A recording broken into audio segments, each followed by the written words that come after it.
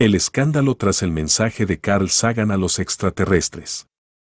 Todo mundo conoce el diagrama artístico y científico más emprendedor de todos los tiempos, la placa de la sonda Pioneer. Una placa de aluminio cubierto de oro, cuyo grabado pretendía revelarle a la vida inteligente extraterrestre quiénes éramos y dónde estábamos situados en este vasto universo.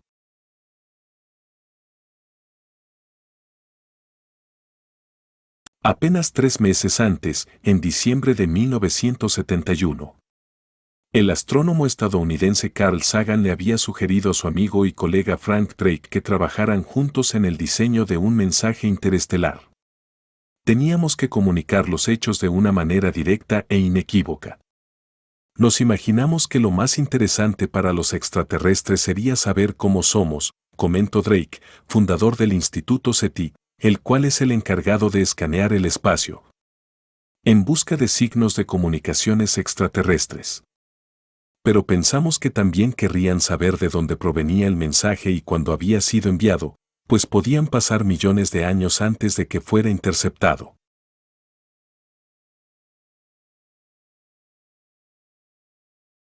Partieron de la premisa de que la ciencia y las matemáticas eran lenguajes universales, de manera que cualquier vida inteligente los comprenderían.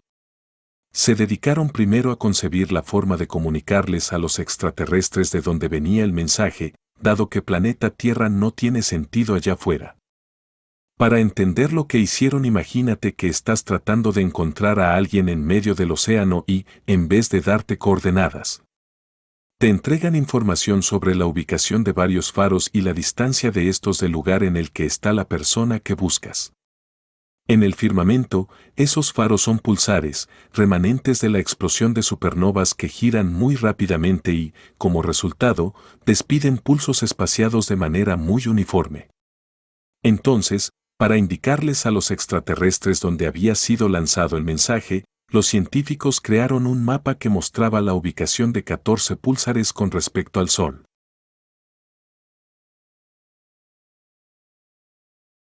Con esta primera parte del mensaje ideada, Sagan y Drake le presentaron sus planes a la NASA ese mismo diciembre, con la esperanza de persuadirlos de que lo pusieran en la Pioneer 10. Habían pasado poco más de 2 años desde que Apolo había llegado a la Luna y la Agencia Espacial Estadounidense quería un nuevo proyecto que fuera igualmente ambicioso. La sonda Pioneer iría donde ninguna nave espacial había estado antes, a los planetas exteriores.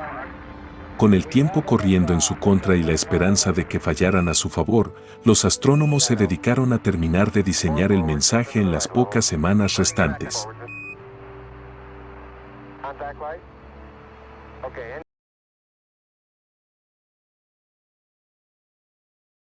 Habían encontrado la manera de mostrar dónde estaba la Tierra, pero creyeron útil incluir un medio para calcular el tiempo y las dimensiones.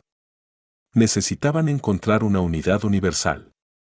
La química básica del universo les dio la solución.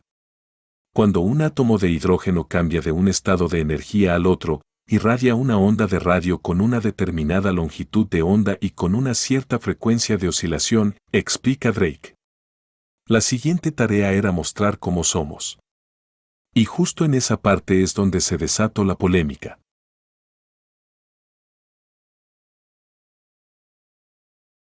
La persona encargada de representar la forma humana para los habitantes del espacio exterior fue la esposa de Sagan.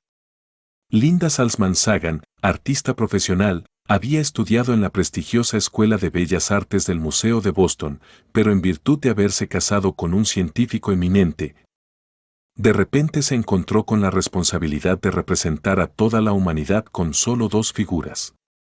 Quise que cada figura tuviera diferentes rasgos raciales. La mujer tiene los ojos muy almendrados y el pelo liso, al hombre lo hice con pelo rizado y nariz aplanada, para que fueran multiculturals, comentó Linda.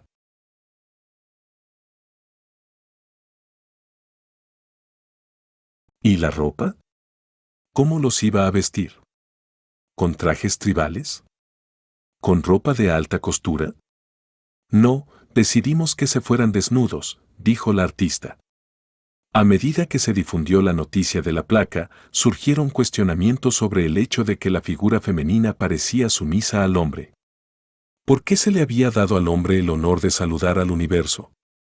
El feminismo apenas comenzaba a ser un gran tema de conversación y muchas mujeres dijeron, bueno, ¿por qué nosotras no estamos saludando al universo? ¿Por qué no tenemos la mano levantada? El problema era que si ambos levantaban la mano, los extraterrestres iban a pensar que todos en la Tierra andamos con las manos levantadas, teníamos que tener esas cosas en cuenta, subrayó la artista.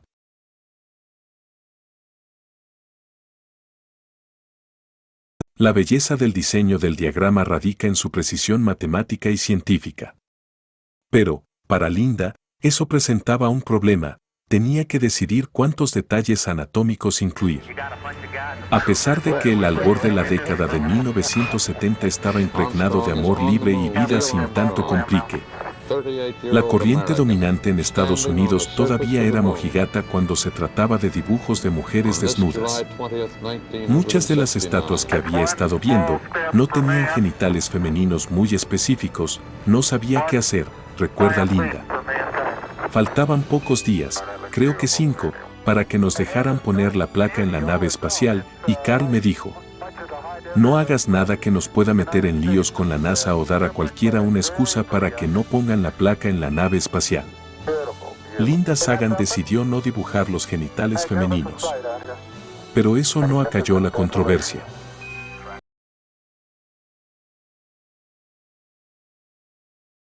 El reloj ya estaba en cuenta regresiva, la hora de despegar se acercaba y la reacción pública a la placa estaba cobrando impulso.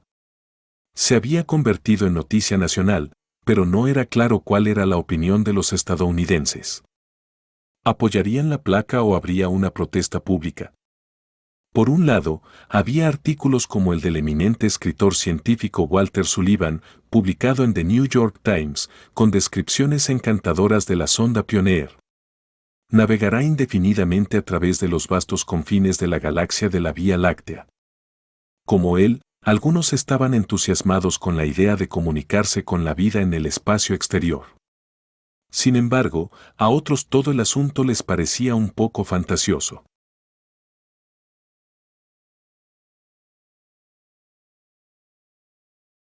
Pero quienes más alzaron su voz fueron quienes pensaban que las figuras desnudas eran una forma de pornografía. La NASA estaba muy preocupada porque algunos miembros del Congreso eran muy conservadores y les ofendía que el dinero de los contribuyentes se utilizara para enviar obscenidades al espacio, cuenta Drake. Recuerdo que me invitaron a un programa de televisión nacional matutino en Canadá y cuando terminé de describir la placa y enseñar algunos bocetos, miré a mi alrededor y todos estaban horrorizados.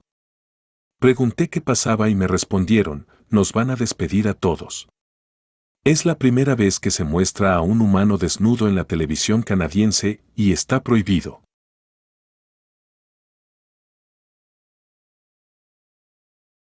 Rápidamente se convirtió en la primera nave espacial en cruzar el cinturón de asteroides. En diciembre de 1973, antes de lo esperado, llegó a Júpiter e inmediatamente envió magníficas fotos en color de la superficie del planeta. Luego continuó su camino hacia el espacio exterior. Para el verano de 1983, la placa de la Pioneer había pasado las órbitas de Marte, Júpiter, Saturno, Urano, Neptuno y Plutón. La última recepción exitosa de telemetría fue el 27 de abril de 2002. Las señales subsecuentes apenas fueron detectables.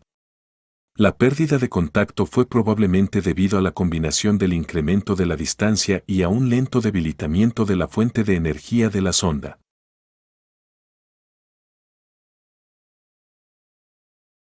La placa de la Pioneer había revelado cuán difícil era capturar la variedad de la vida humana en un diagrama, por lo que en 1977 desarrollaron un mensaje más complejo llamado el disco de oro de las Voyager.